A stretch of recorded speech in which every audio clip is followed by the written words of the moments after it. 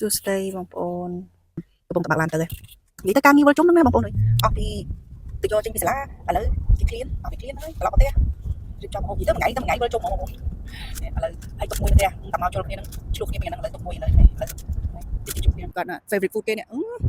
ឈឺឯគ្រូមិនស្អីឲ្យមកយកចេញពីសាលាឈឺឥឡូវអ្នកជំងឺគេឃ្លានហូបអ៊ីតាលីបងប្អូនឥឡូវហើយបាទខ្ញុំដាក់បាយឆ្អែតហើយយើងចូលទៅយើងអ៊ីតអីវាមិនកើតបងប្អូនហើយយើងវាចូលចិត្តដែរឥឡូវដើរទៅចាំមើលនៅក្នុងនោះគឺមានអីគេខ្លះមើលអីហូបអីខ្លះខ្ញុំនឹងបង្ហាញបងប្អូនតទៀតណាបាយហើយហើយចូលទៅបងប្អូនហើយយើងហើយអង្គពុំជំរាបសួរអង្គពុំអូនស្មៃ NN. Can I have this one small shells អាហ្នឹងវាឆ្ងាញ់ឥឡូវចាំមើលមើលតែគាត់នៅគេមកធំមួយចានគេតែខ្ញុំអត់ឃ្លានទៅបាយហើយមុនតែនេះគេឃ្លានទេតែបើយើងមកយើងអត់ហៅញ៉ាំវាមិនកើតបងប្អូនអាណាមួយយើងវាចូលចិត្តផង You order which one? Go. I have the small shells with You can have chicken and shrimp carbonara. You want to make it spicy or anything? Spicy, yeah. The soup or salad? Salad. Everything on it? Yeah, everything is free បងប្អូនអាហ្នឹងឯងខ្ញុំឈិតមកកន្លែងហ្នឹងហើយនំប៉័ងគេឆ្ងាញ់មែននំប៉័ងគេបើដាក់សាឡាត់ទៅខ្ញុំហៅមកហូបមកនេះប៉ុន្តែដល់ពេលយើងដាក់សាឡាត់មកមួយចានប៉ុណ្ណឹងហើយដល់ពេលយើងញ៉ាំមុនទៅឆ្អែតបងប្អូនដល់ពេលឆ្អែតដល់ពេលយើងឆ្អែតទៅបងប្អូនអញ្ចឹងបើហូបយើងមកសល់រហូតអញ្ចឹងបានខ្ចប់ទៅផ្ទះទៀតហើយសាឡាត់ហ្នឹងមួយចានប៉ុណ្ណឹងឲ្យញ៉ាំអស់គេនឹងយកមកទៀតគេនឹងលើកឲ្យយើងទៀតតទៀត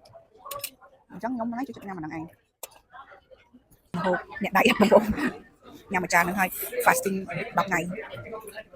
តែមួយចានគេប៉ុណ្ណាដែរបងប្អូនប្រហែលជាត្រូវខ្ចប់ហើយកុំញ៉ាំនំប៉័ងផងញ៉ាំអីផងហើយខ្ញុំចូលចិត្តញ៉ាំអាសាឡាត់ហ្នឹងមកខ្ញុំនិយាយដាក់ចូលជាមួយនឹងហើយ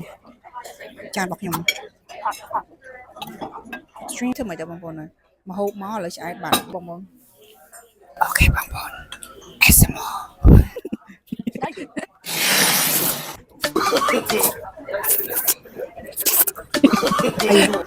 ចាននេះប៉ុណ្ណេះបើសិនពេលខ្ញុំឃ្លានខ្ញុំញ៉ាំអស់មែនណាបងប្អូនតែដោយសារមិននៅផ្ទះឆ្ងាញ់ជាងទៀតឥឡូវឆ្អែតបាយឥឡូវមកញ៉ាំទៀតចាំមិនថាហើយធ្វើមិនទៅ fasting មិនទៅលោកអើយមិនទៅទប់រួចពេលបងប្អូនជំហូប Italian food អាចមកលក់បានបងប្អូននេះគឺ chicken and shrimp carbonara នឹងគឺជា favorite របស់ខ្ញុំនេះគឺជា favorite របស់ខ្ញុំនៅ Oregon ហើយបងប្អូនចង់លក់អាចមកលក់បាននិយាយទៅបងប្អូនមិនថាជាវប្បធម៌តែអ្នកនៅស្រុកខ្មែរគឺទៅដឹងបងប្អូនពេលនៅ restaurant យើងញ៉ាំអីរបស់អញ្ចឹងបងប្អូនយើងអាចចាប់បានហ្នឹងហើយនិយាយទៅនៅស្រុកខ្មែរយើង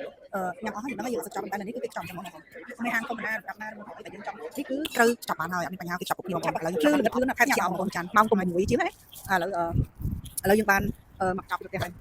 ឥឡូវទៅផ្ទះវិញអូតិចអត់ផ្លែទេនៅលងលើបងប្អូនអើយយកទៀតហើយដល់ម៉ោងនិយាយទៅដល់ម៉ោងទៅហាងទៀតអីអរគុណជួបគ្នាវីដេអូក្រោយ